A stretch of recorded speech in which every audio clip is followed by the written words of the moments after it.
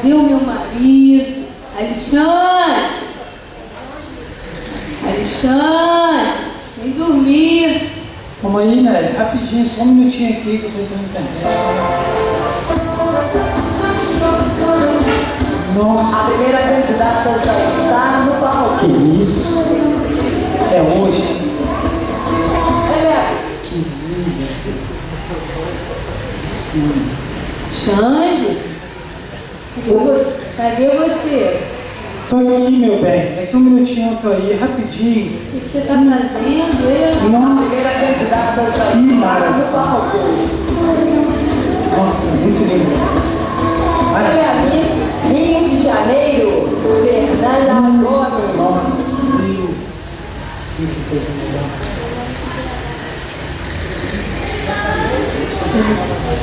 O que está acontecendo com o Alexandre?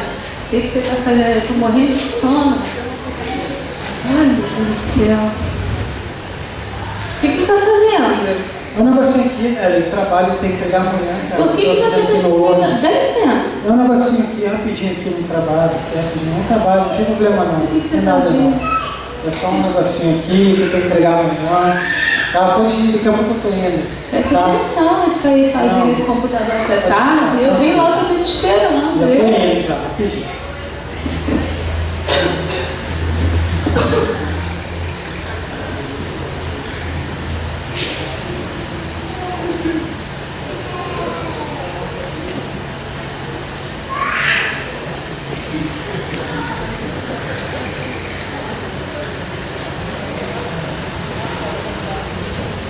Xande, agora já basta. Não dá mais. Vem dormir que não tá dando mais. Eu só durmo se for do seu lado, com você do meu lado. Não dá. Pode vir. Só mais um pouquinho, só mais um minutinho, só que tá muito bom esse trabalho, tá ótimo. Vai ficar perfeito, vai ficar ótimo. Tem que pegar amanhã. Nossa. Que isso. Deixa eu montar essa foto.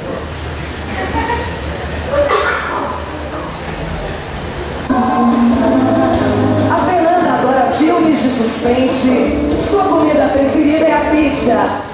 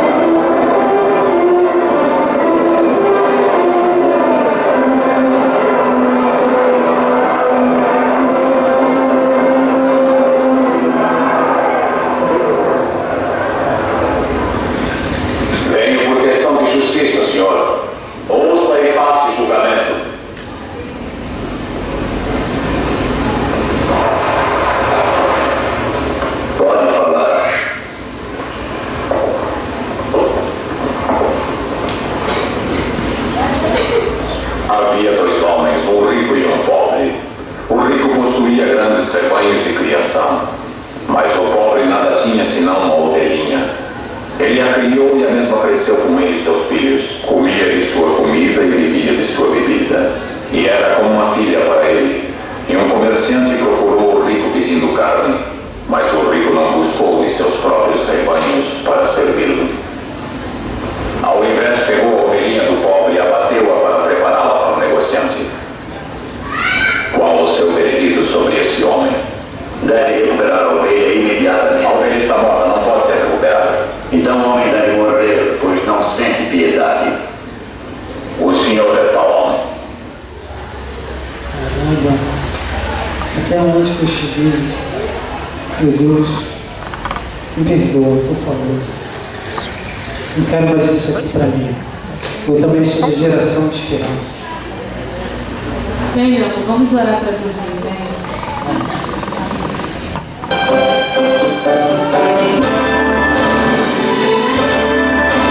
Nossos pais já proclamavam a breve volta de Jesus e esperaram tanto tempo pelo brilho de sua luz. A promessa é verdadeira, Jesus Cristo iremos ver.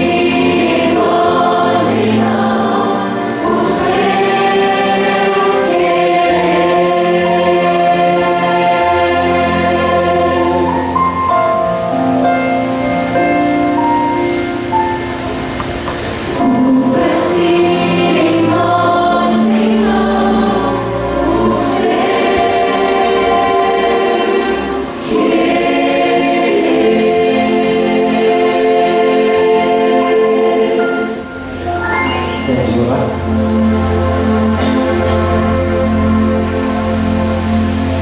Obrigado, Senhor, pois o Senhor ouve nossas orações. Disso nós não temos mais dúvidas. Durante essa semana, Deus, o Senhor já tem demonstrado o Teu poder, o Senhor tem demonstrado o Teu interesse em nos abençoar, e aqui estamos mais uma noite. Já estamos na etapa final da nossa semana de oração. Faltam poucos dias, mas até aqui, Senhor, temos muito a Te agradecer. Obrigado pelos milagres operados. Obrigado pelas diversas manifestações do Senhor na vida dos Teus filhos e filhas que aqui estão essa noite. Mas, Senhor, em mais uma noite, viemos com o nosso coração aberto, viemos trazer os nossos pedidos ao Teu trono. O Senhor sonda os corações, o Senhor sabe quais são nossas súplicas. Aqui colocamos, ó Deus, algumas delas no jardim de oração. Às vezes, ó Deus, alguns desses pedidos são pedidos que humanamente não podem ser resolvidos, mas nós confiamos ao Deus do impossível as nossas súplicas. Sabemos que para o Senhor, ó Deus, nada é difícil demais. Não há nada tão destruído que não possa ser restaurado. Não há nada tão distante que não possa se aproximar do Senhor. Não há nada tão destruído que não possa ser consertado, doente que não possa ser sarado. Ó Deus, confiamos tudo em Tuas mãos essa noite. Em mais uma noite pedimos, manifeste-se no meio de nós, fale ao nosso coração. Queremos abrir a Tua palavra em mais uma noite, Pai, por favor. Encha-nos com Teu Espírito, em nome de Jesus. Podeis assentar. Mais uma noite, uma boa noite a todos. Que bom que estamos juntos. É muito bom estarmos na casa de Deus. É muito bom saber que Deus ele já tem operado no nosso meio, feito transformações.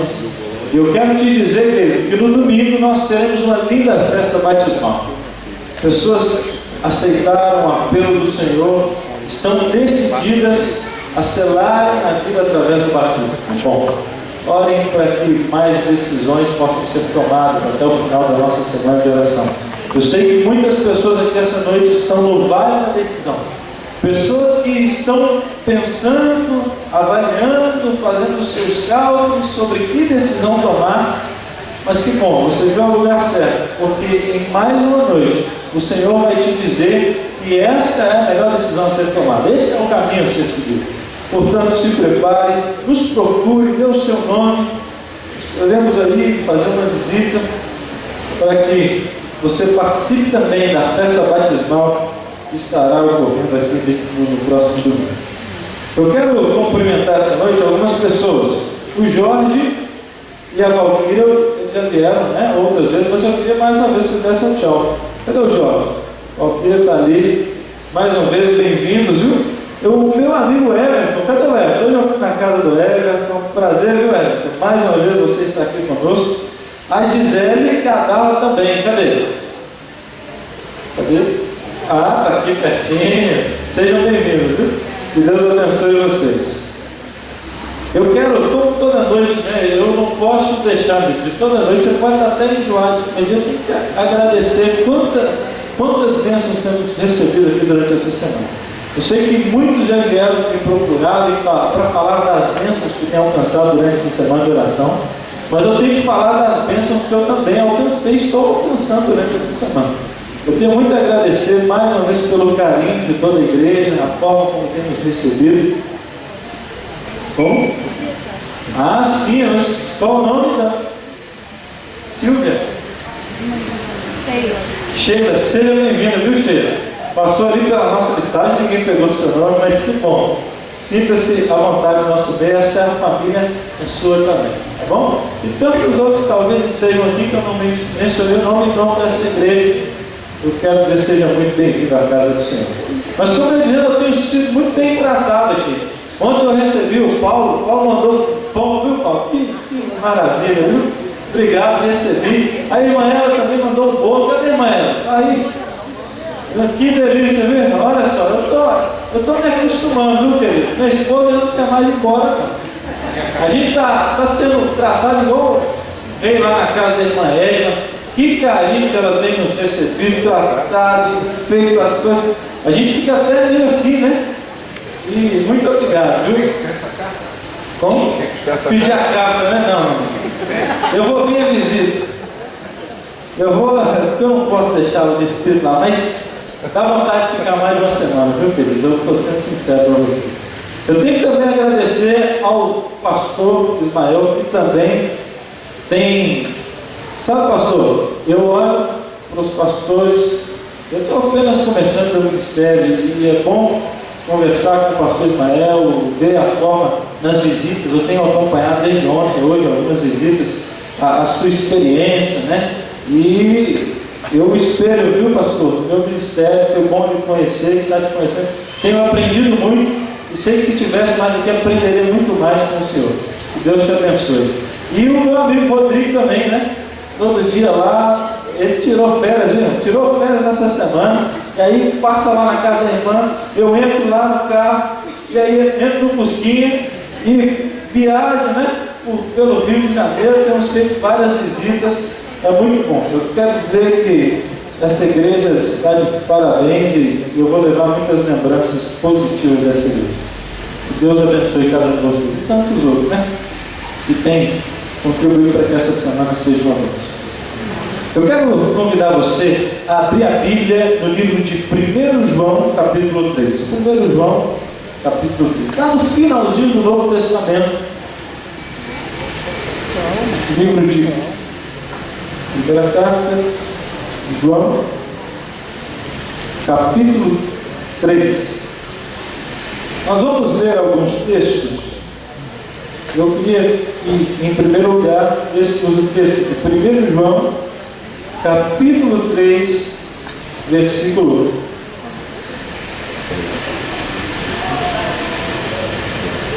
1. Olha que texto interessante. Verso 1 diz assim: Vede que grande amor nos tem concedido o Pai, a ponto de sermos chamados de quem, irmãos? Filhos de Deus. E de fato somos filhos de Deus.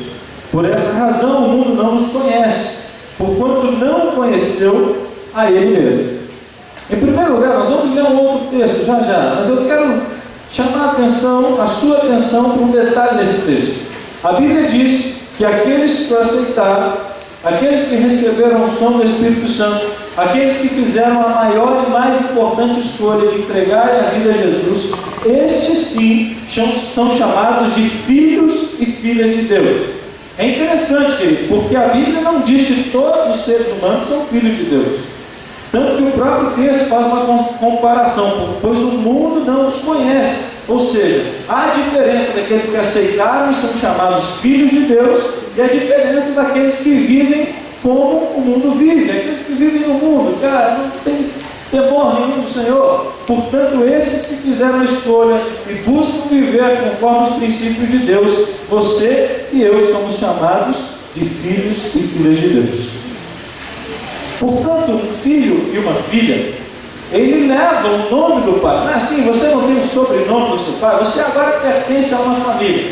Esses dias eu e minha esposa estávamos, a gente sempre fala, né, do nome do filho, se for menino vai ser o nome, se for menina vai ser outro nome, e o sobrenome, vai colocar o primeiro sobrenome, o segundo sobrenome. Sabe, a gente fica ali pensando, por quê? Porque o filho ele vai ser um representante daquela família, ele leva o nome do pai. Você é um filho de Deus, você leva o nome de Deus em você.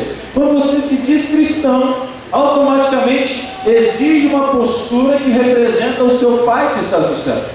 E sabe, existe um outro texto interessante. Está no segundo livro da Bíblia, livro de Êxodo. Abra sua Bíblia aí no livro de Êxodo. Olha que interessante. Capítulo 20.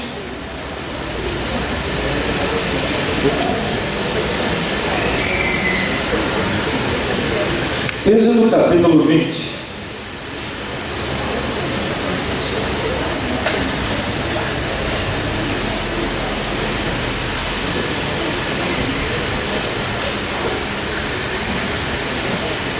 Êxodo 20, verso 7. Existe um texto, um dos mandamentos, um dos 10 mandamentos, que diz assim: não tomarás o nome do Senhor teu Deus em vão, porque o Senhor não terá por inocente quem? O que tomar o seu nome em vão. No primeiro texto nós vemos que nós nos tornamos filhos de Deus. E quando nos tornamos filhos de Deus, levamos o nome de Deus em nós. Agora lemos um outro texto onde a palavra de Deus diz assim: não tomarás o nome do Senhor teu Deus em vão. É claro, eu preciso explicar. Você está percebendo aonde eu quero chegar? Alguns já entenderam. Eu quero fazer nessa noite uma aplicação diferente do terceiro mandamento. Talvez uma aplicação diferente, porque quando a gente pergunta assim: e aí, pastor, como é que Deus está querendo dizer? O que é quebrar o terceiro mandamento? Se eu lhe perguntasse, talvez você diria: falar o nome de Deus em vão, como está dizendo, pastor. É isso mesmo. Mas o que é usar o nome de Deus em vão? Por exemplo, a pessoa diz assim: eu já ouvi muito isso, ai meu Deus, faça isso, meu Deus do céu, me livre, não faça desse jeito. Uma vez eu ouvi um rapaz aí, foi um desses casos aí que eu contei, dos evangelistas, naqueles lugares difíceis. E aí o rapaz falou assim: pastor, se Deus quiser eu vou matar aquele cara, viu? Era um traficante, né? Eu falava: não faça isso, rapaz, deixa Jesus entrar na sua vida e tal. Não, Deus está comigo. Sabe, usar o nome de Deus em vão pode ser de diversas maneiras. Algumas pessoas usam disso. Mas eu quero te falar de um jeito diferente, em que você pode ser, é claro, eu não estou dizendo o texto no contexto original, está falando da santidade do nome, Yahvé, para que o povo de Israel não usasse de maneira banal. Mas eu quero aplicar esse texto de uma maneira diferente para você essa noite. Quando a Bíblia diz assim: não tomarás o nome do Senhor teu Deus em vão, e eu no texto anterior disse que você leva o nome de Jesus, você leva o nome de Deus a partir do momento que você se torna um cristão. Eu quero te dizer essa noite que você precisa ser diferente, você precisa andar diferente, você precisa honrar de maneira que honre o nome que você leva, o nome de ser cristão. Certa vez eu ouvi uma história de Alexandre o Grande. Ele estava andando, cavalgando, e aí ele viu no meio da tropa um soldado que estava ali fazendo zombarias. E aí ele chamou aquele soldado e falou: ei, você, como você se chama? E ele falou assim: eu me chamo Alexandre. Era o mesmo nome, né, do imperador. E ele disse assim: Alexandre, então eu quero te dizer uma coisa, Alexandre. Ou você muda de postura, ou você muda de nome. Sabe, querido, quando você leva o nome, existe uma responsabilidade. Você é chamado de cristão. Querido, por isso essa noite, a mensagem que eu quero que você entenda é: você precisa ser diferente.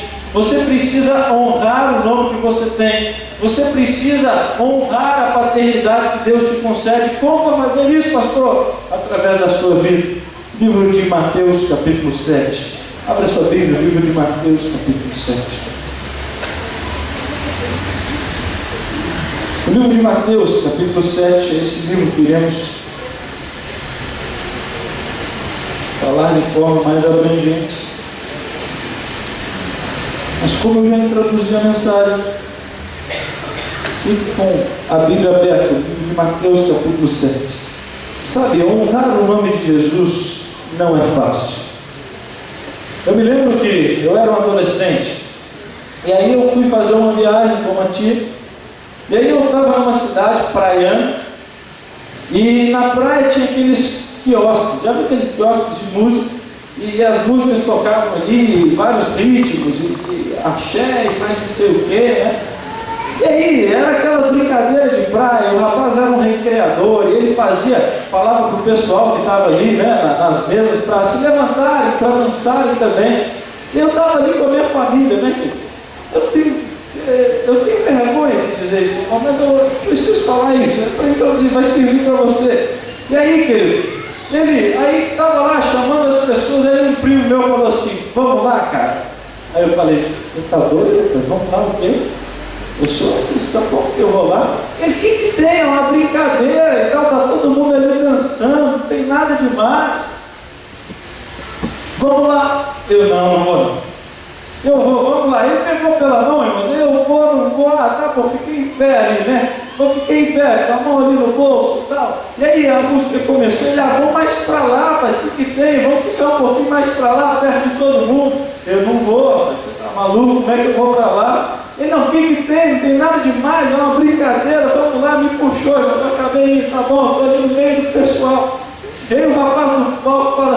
quem é que tem coragem de subir aqui em cima do palco e dançar a música e vai ganhar um prêmio? Aí eu falei, já é demais, né? E ele falou assim, vamos lá, cara. Eu falei, você tá maluco aí? Não, né, meu amigo? Não, o que tem? É só uma brincadeira. Irmãos, convenceu, vamos, não vamos, estava lá. Eu olhei, estava em cima do palco. Estava em cima do palco e a música tocando, né? Meu Deus, o que eu estou fazendo? Estava igual uma tartaruga dançando, né? Sem jeito nenhum, e estava aquele jeito, só para não ficar parado e olhar, morrendo de vergonha, meu primo de um lado, a música tocando. Você não vai acreditar. Quando eu olho para o lado, o meu susto do coração acelera e eu digo assim, irmão. E aí o rapaz que estava lá, outro estado, falou assim, irmão. Aí eu falei, não acredito, o que você está fazendo aqui, rapaz? E ele falou assim, eu estava aqui passeando, mas em cima do palco. Mas e você? Eu né? E saiu, fiquei envergonhado, e o irmão lá de Belo Horizonte estava lá em cima. Eu pensei, que é isso? Aí a gente desceu, né? Todos sem graça, meu Deus, que vergonha, né? E aí falando com ele, aí chegou um rapaz, eu conversando com ele, eu tentando disfarçar ele também, tentando falar que era só brincadeira. Aí um rapaz abraça ele assim do ombro, e aí, cara, nós estamos aqui quebrando tudo. Aí o Ed vem lá e fala assim, não, mas é o irmão da igreja. Ele, ô irmão, paz do Senhor, né? Aí eu, tudo bem, rapaz, Deus abençoe você aí, né? Irmãos, que vergonha, eu lembro que eu passava-se os anos, depois eu encontrei lá em Belo Horizonte, ele passava por um lado com vergonha de mim, eu passava por outro com vergonha dele. Jamais acreditei que isso pudesse acontecer. Querido, o que é honrar o nome do Senhor? O que é honrar o nome, a paternidade que Deus nos dá, independente de onde nós estivermos? Sabe, eu fiquei envergonhado porque a vida inteira eu havia aprendido que levava o nome de Deus em mim, porque Deus me fez filho dele. Levamos o nome do Senhor e por isso precisamos honrar com a nossa postura. Não tomaremos o nome do Senhor, nosso Deus, em vão. Sabe, no livro de Mateus, capítulo 7, existe uma mensagem dura, uma mensagem importante, porém. O verso 13 e 14 diz o seguinte: entrai pela porta estreita, larga a porta, espaçoso o caminho que conduz à perdição, e são muitos os que entram por ela, porque estreita a porta e apertado o caminho que conduz para a vida, e são poucos os que acertam por ela. Nós vamos continuar, mas é interessante o que esse texto diz. Muitos querem entrar pela porta estreita, mas viajar pelo caminho largo. Você tem que entender uma coisa, querido. A porta é estreita e o caminho também é estreito. Não dá para entrar pela porta estreita passando a vida pelo caminho largo. Você pode sair nesse momento, bater de porta em porta aqui nesse bairro, ou no bairro onde você mora. Você vai chegar à seguinte conclusão: no Brasil, cerca de 95 a 98% se dizem cristãos. Agora é interessante, eles oram, têm a sua fé, mas desses 95, 85 não vão à igreja. E dos outros 10% que vão à igreja, poucos se preocupam com santidade, poucos se preocupam com mudança de vida, poucos se preocupam com uma postura diferente. E aí que entra, amigo, quando Jesus fala assim, ó, muitos estão na igreja, muitos são fiéis, mas poucos serão salvos. Isso é algo que tem que me fazer pensar. Isso deve ser algo que nessa noite precisa te fazer pensar. Sabe, o texto diz que a porta estreita é o caminho, mas poucos decidem. Sabe, amigo? É duro isso que eu vou dizer, mas sabe, às vezes nós andamos como o mundo, vestimos como o mundo, falamos como o mundo, damos gargalhadas de piadas de duplo sentido, assistimos programas que Deus abomina, ouvimos músicas que Deus odeia, temos vícios que Deus não gosta, acessamos, né, como diz a peça ali, sites que Deus odeia, mas nós estamos felizes e satisfeitos. Sabe por quê? Porque eu sou sincero, pastor. Todos os dias eu faço uma oração e digo, Senhor, entra no meu coração.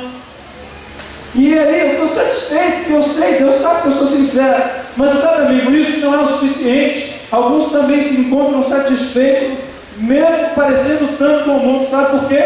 Porque pensa assim: eu pastor, eu sou igual a todo mundo lá na minha igreja, eu sou igual aos jovens da minha idade, eu sou igual ao meu pai, minha mãe, um líder da igreja, sabe? E por isso estão satisfeitos, mesmo se parecendo com o mundo, mesmo não tendo diferença nenhuma com o mundo, mas estão satisfeitas, porque aprenderam que se orarem para Jesus entrar no coração delas, elas estão salvas. Mentira! A Bíblia diz que o caminho é estreito, amigo, e que precisamos ter uma mudança de atitude. Eu não estou aqui pregando salvação por obras, nem muito menos perfeccionismo.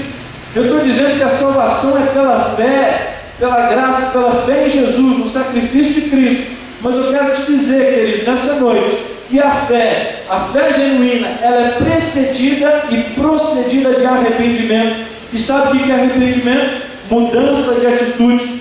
Pessoas que não estão satisfeitas em fazerem, se parecerem, conviverem com o pecado, como as pessoas do mundo, e por isso buscam uma diferença. Por isso eu quero te perguntar, essa noite eu te trouxe, Deus te trouxe aqui, para que você se pergunte: você está salvo?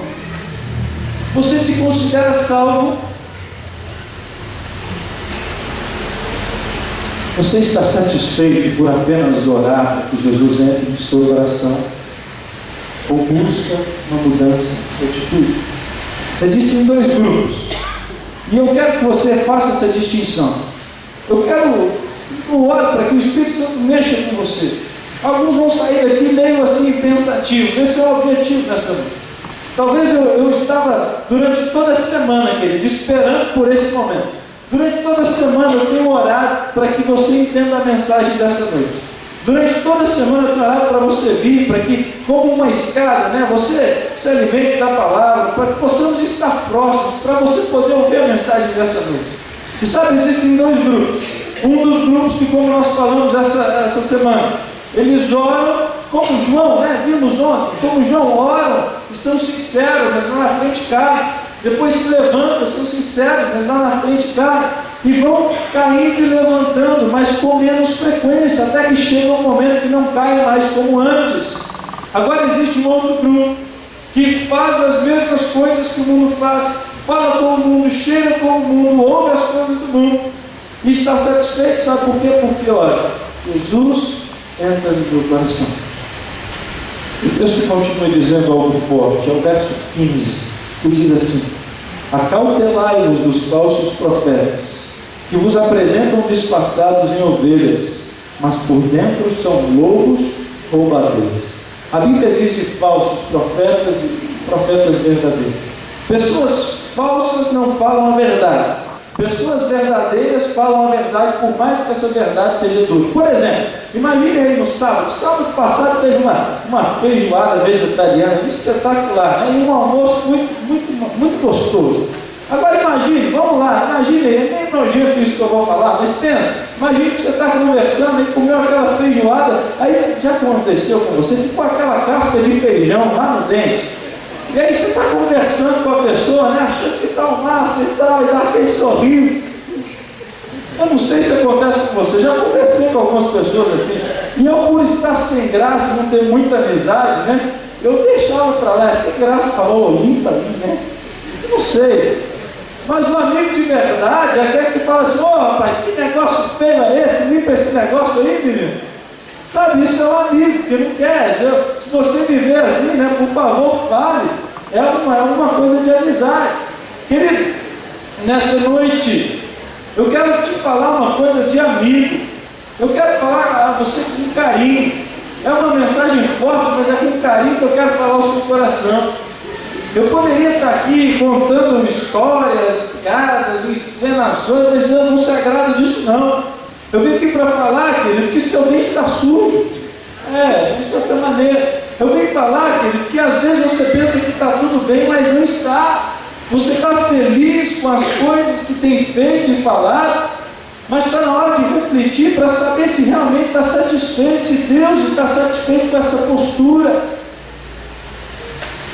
O verso 26 diz o seguinte: é claro, eu não estou querendo dizer que ninguém deve orar, pedir para Jesus entrar no seu coração.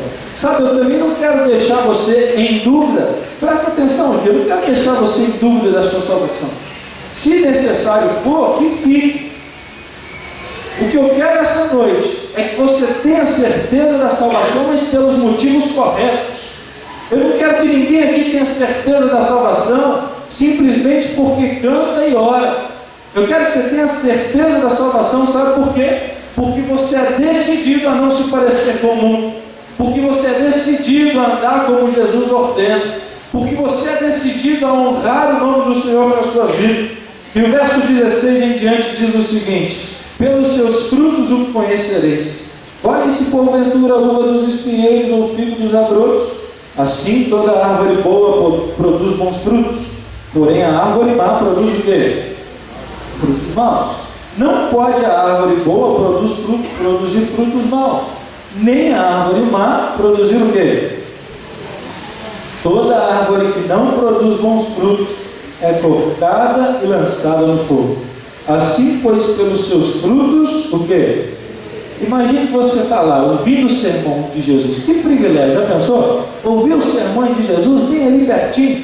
Agora imagina comigo, Jesus chega para você, senta ali num banquinho, olha nos seus olhos e te pergunta assim: meu filho, será que é possível uma macieira produzir espinhos? Aí você assim: é lógico que não, Jesus, você sabe disso? Tá bom. Ele lhe pergunta: é possível um espinheiro produzir figos? Aí você: poxa, Jesus, você não sabe disso? É claro que não. Se a pessoa disser que um espinheiro produziu figos, só tem duas alternativas: ou essa pessoa é biruta, ou ela é maluca, ou ela é mentirosa, Jesus, que não tem jeito. E aí Jesus olha para você e diz assim: filho, é isso que eu estou querendo te dizer. Se a pessoa diz que ela é cristã, mas ela é igualzinha às pessoas do mundo, só tem duas opções: ou ela é louca, ou ela é mentirosa. É como se eu dissesse para vocês, filhos, nessa quinta-feira, eu chegasse atrasado, tá bom? Chegasse aqui agora e viesse aqui correndo para o culto para pregar. E aí eu falasse assim: me desculpe, irmãos, me atrasei. E você falasse: tudo bem, pastor, mas por que você atrasou? Eu vou te contar. Hoje eu estava fazendo visitas com o Rodrigo, o pastor Ismael, aí o pneu do carro do pastor furou. Nós estávamos andando pela Avenida Brasil e o trânsito muito movimentado. Aí o pneu furou e o pastor, quando estava tirando a roda, aquela rosquinha ali do parafuso saiu rolando pela avenida. O pastor foi pegar e disse assim: pastor Ismael, por favor, deixa que eu pego. E aí eu saí correndo para pegar a rosquinha. Quando eu paro e pego a rosquinha, eu estou no meio da Avenida Brasil. Aí eu olho para trás e está vindo um caminhão com uns 200 km por hora, de umas 10 toneladas. Aí eu olho e aí eu fui atropelado, irmãos. Foi por isso que eu cheguei atrasado.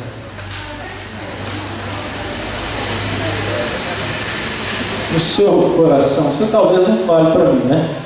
Mas você vai estar pensando assim: só tem duas opções. Ou esse pastor, ele é louco, ou ele é mentiroso. Porque é impossível, pastor, estar de frente de algo tão grande e você está aí do mesmo jeito. Você está entendendo a mensagem, querido? Você se diz cristão, mas eu quero te dizer uma coisa: é impossível estar diante do Senhor Jesus. É impossível ser transformado pelo Senhor. É impossível estar frente a frente com Deus e se chamar cristão e continuar do mesmo jeito, cometendo os mesmos pecados, falando os mesmos palavrões, assistindo os mesmos programas. E sabe, amigo, nesse momento é aí que algo acontece. Aí, nesse caso, muitas vezes é onde temos que apresentar ao Senhor um fogo falso. Vemos na casa de Deus e cantamos hinos bonitos, mas sabe, não passa de falso entusiasmo. Sabe por quê?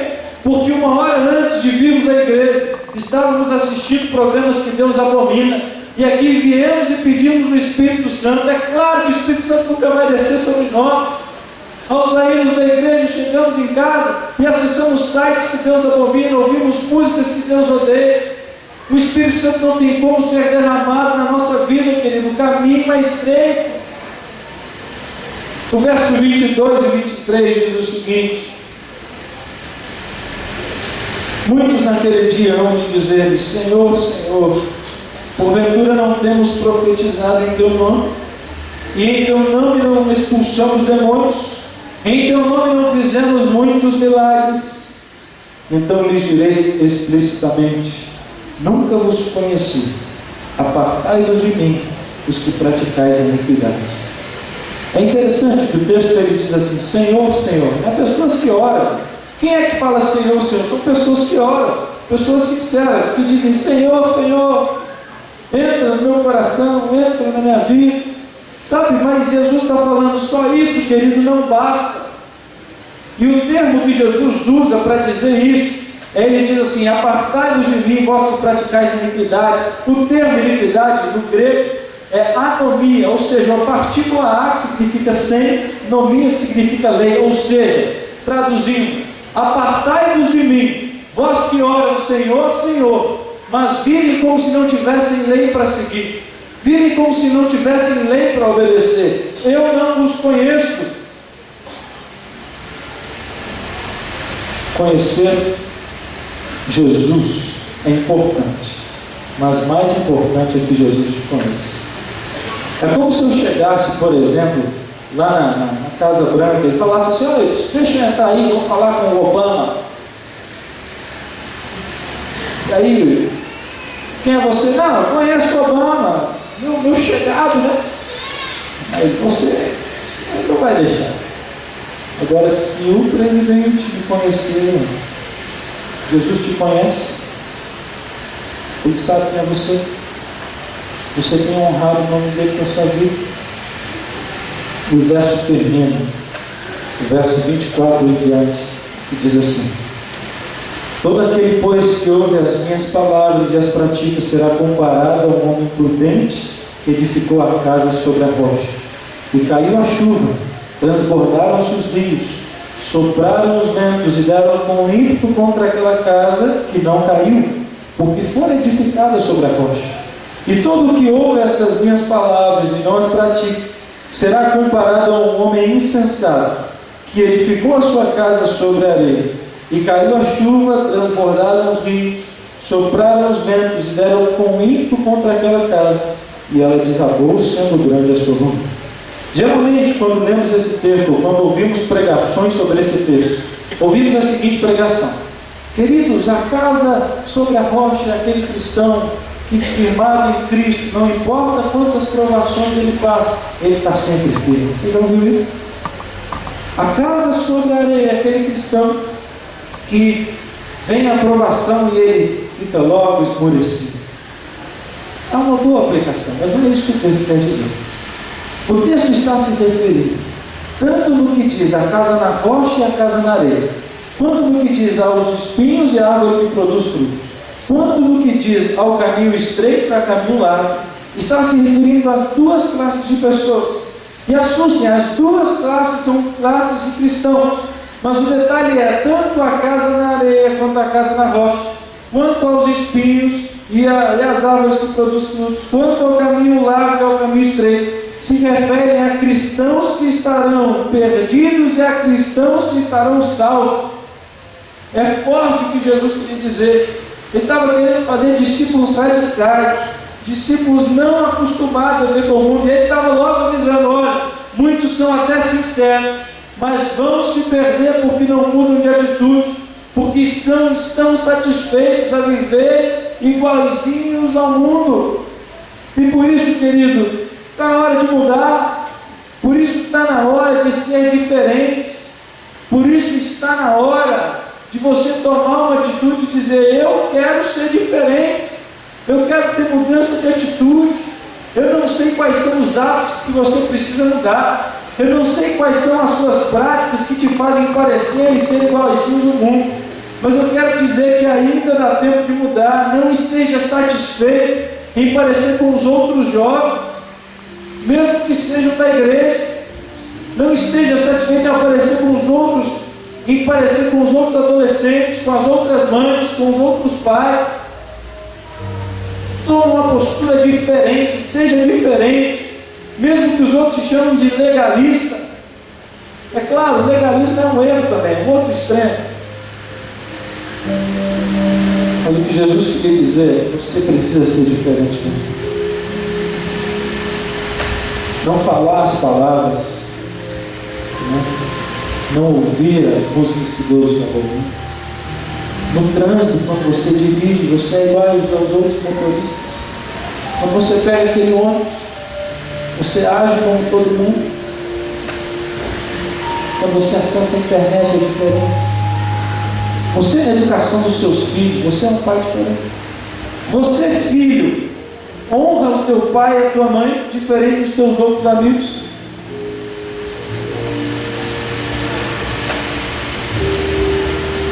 Essa não é uma mensagem que talvez te faça sair daqui pisando nas nuvens.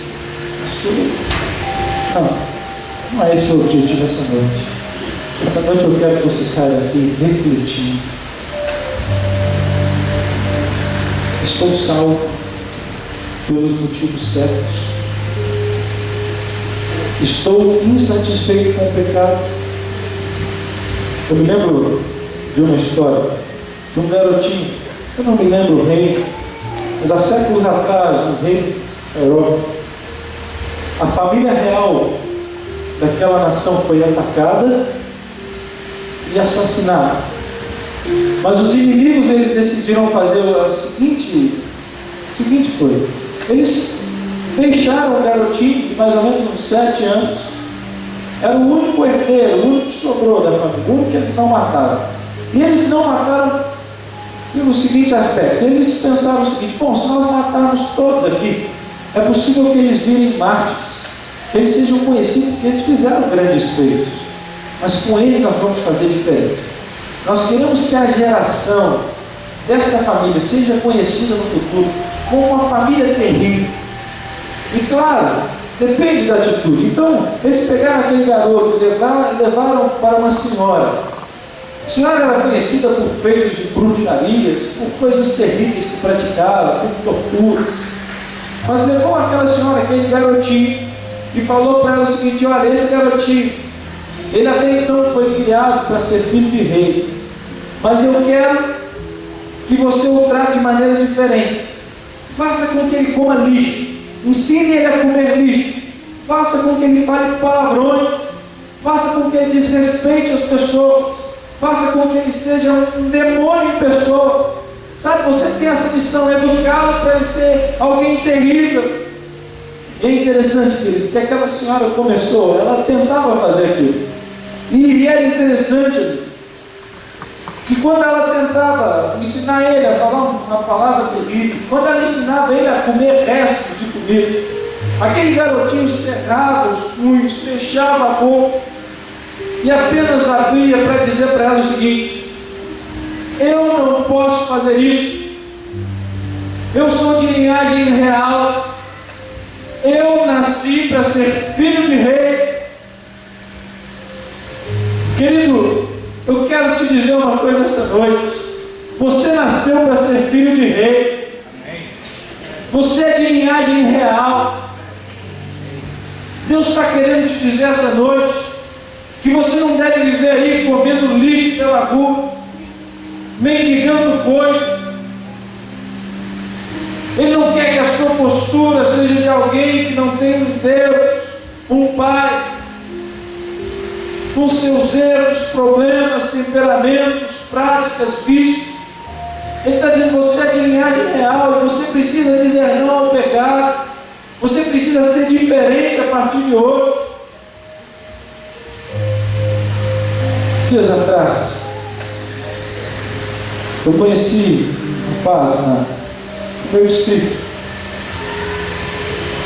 na região ali do aeroporto de Confins, o Glauber. E o Glauber, ele sempre foi viciado em diversos tipos de droga. E o Glauber já estava no crack há algum tempo. E o vício dele era tão forte, que às vezes ele não se controlava. Ele sempre morou com a mãe. E aí ele fumava dentro de casa, chegava como um mendigo dentro de casa, chegava aos trancos e barrancos, depois de fumar, de beber, chegava em casa e a mãe via aquela cena. Que tristeza para a mãe. Ela olhava aquilo ali e falava: meu filho, como você tem vivido, você tem uma mãe, você tem uma família, sabe, vivendo como se não tivesse ninguém para honrar. E a mãe orava ao Senhor, pedia que Deus o libertasse o filho dela. Mas nada adianta. Até que um dia, logo ele levantou de madrugada para fazer o uso do crack.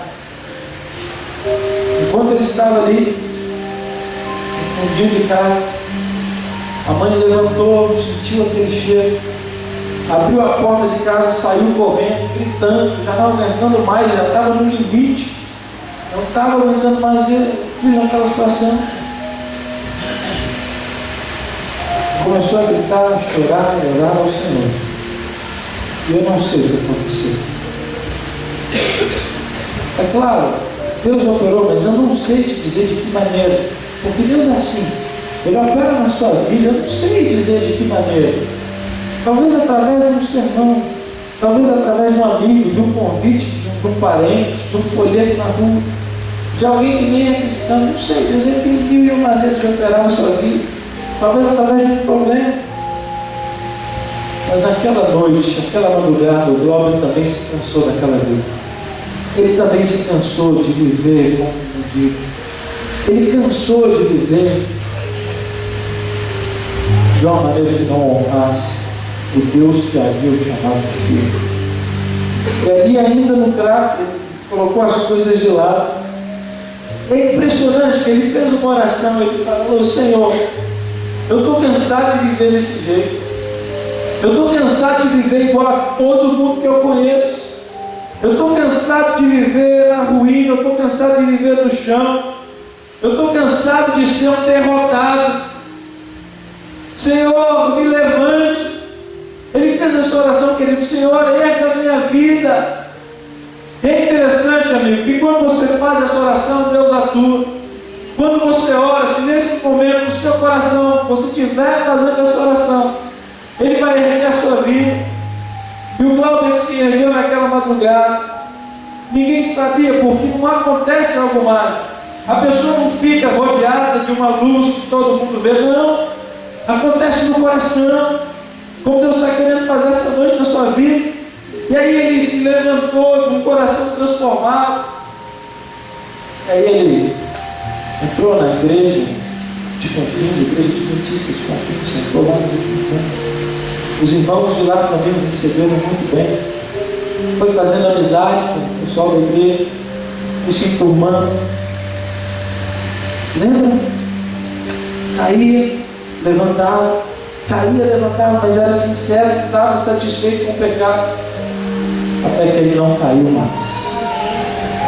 Eu tive muita alegria de alguns meses atrás fazer o batismo do hoje. E aí está o Glauber, tem que batismar.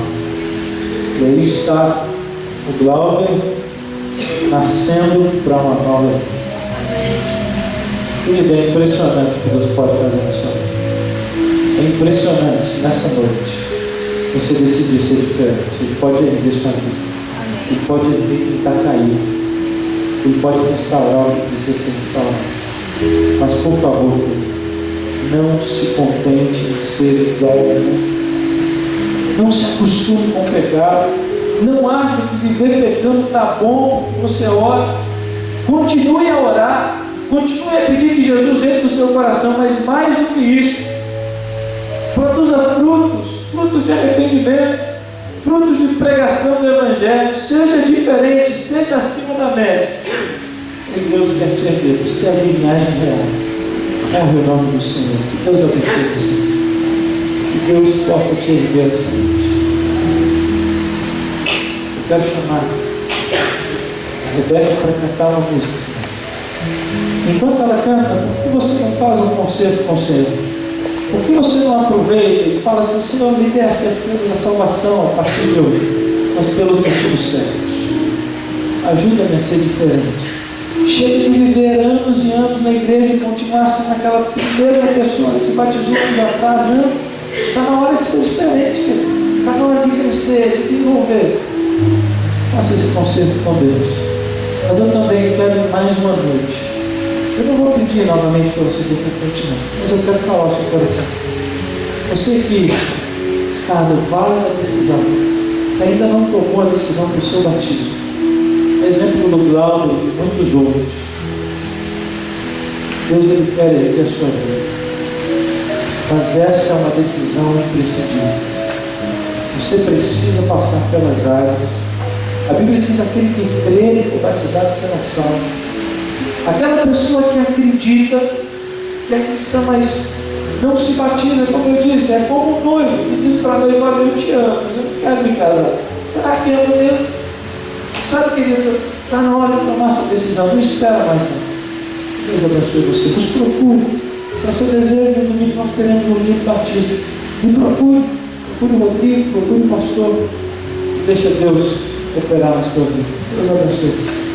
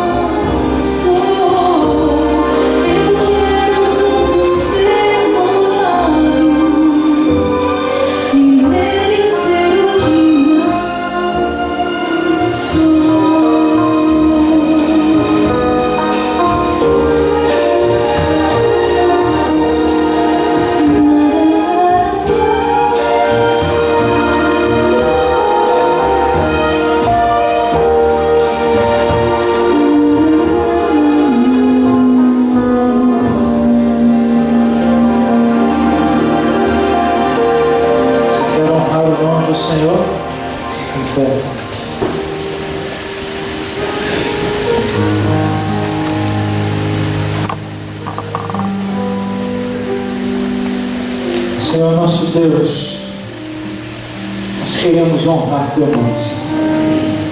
Somos e fomos chamados para ser filhos e filhas do Senhor. Queremos viver de uma maneira que honre esse chamado que estamos fazendo. Ajuda-nos a sermos diferentes. Ajuda-nos a abominarmos o pecado. Ajuda-nos a não estarmos satisfeitos em vivermos como uma geração mais ou menos. Não. Ajuda-nos a sermos essa geração de esperança. Amém. Que tanto cantamos dia após dia, noite após noite nessa semana de oração. Eu oro, Senhor, por pessoas que aqui estão, que têm lutado para se levantar. Caídas se encontram, ou se encontraram antes de chegar aqui, mas que nessa noite foram erguidas pelo Teu poder. Amém. Aprenderam, Senhor, que foram e são chamadas para viverem de maneira diferente, pois são de linhagem real. Amém. São filhas de Deus, são filhas do Rei. Amém. Dê forças, Pai, para que continuem de pé e não caiam mais. A Deus, eu oro, Senhor, por cada um destes que o Senhor sabe, pois sonda os corações, que nessa noite repensou em coisas que tem feito, falado e praticado que não são do Teu agrado, decidiram abandonar a partir de hoje. Liberta, Senhor, Teus filhos e filhas do pecado. Liberta destes vícios malditos. Liberta destas práticas que nos deixam tão parecidas com o mundo e que às vezes achamos que não tem nada a ver simplesmente porque oramos a Ti. Não, Senhor, nessa noite nós oramos de forma diferente. Nós pedimos, muda a nossa vida. Amém. Para que a nossa vida seja um reflexo do Teu amor, do Teu caráter, da Tua imagem. A nossa semana, Senhor, faltam poucos dias para terminar. Obrigado por ter falado conosco até aqui, mas ainda precisamos de mais. Fala, Senhor, aos nossos corações. Dirige a nossa vida e, como todas as noites, tudo que é grande é pequeno nessa noite, entregamos em Tuas mãos e oramos em nome de Jesus. Deus abençoe você.